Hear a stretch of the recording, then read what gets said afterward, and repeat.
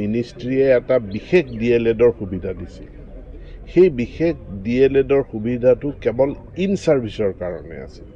গতিকে আমাৰ in service অৰ্থাৎ DLED নথকাকৈ যিসকল শিক্ষক শিক্ষয়িত্ৰীয়ে চাকৰি কৰি আছিল তেওঁলোকক DLED কৰাৰ সুবিধা দিয়া হৈছিল। কিন্তু বহুত প্ৰাইভেট বিদ্যালয়েও আবেদন কৰিলে যে আমাকো এই সুবিধাটো দিব লাগে, কাৰণ আমাৰ প্ৰাইভেট বিদ্যালয়ৰো শিক্ষক শিক্ষয়িত্ৰীসকলৰ DLEDটো প্ৰয়োজন হোৱাটো উচিত। গতিকে মিনিষ্ট্ৰীয়ে প্ৰাইভেট বিদ্যালয়ৰ DLEDটো এলাউ কৰিলে। ইয়াৰ সুযোগতে বহুতে প্ৰাইভেট বিদ্যালয়ত বা ভেঞ্চাৰ স্কুলত তেওঁলোকে চাকৰি কৰি আছোঁ বুলি তেওঁলোকে DLED কৰিলে। কিন্তু আমাৰ চৰকাৰী দৃষ্টিকোণৰ ফালৰ পৰা আমাৰ যিটো আছিলে যে ইন ছাৰ্ভিচৰ কাৰণে আছিলে, ইন ছাৰ্ভিচৰ কাৰণে যিটো DLED ডিগ্ৰী আছিলে সেইটো নন ছাৰ্ভিচ কেণ্ডিডেটে কেনেকৈ এভেইল কৰিলে।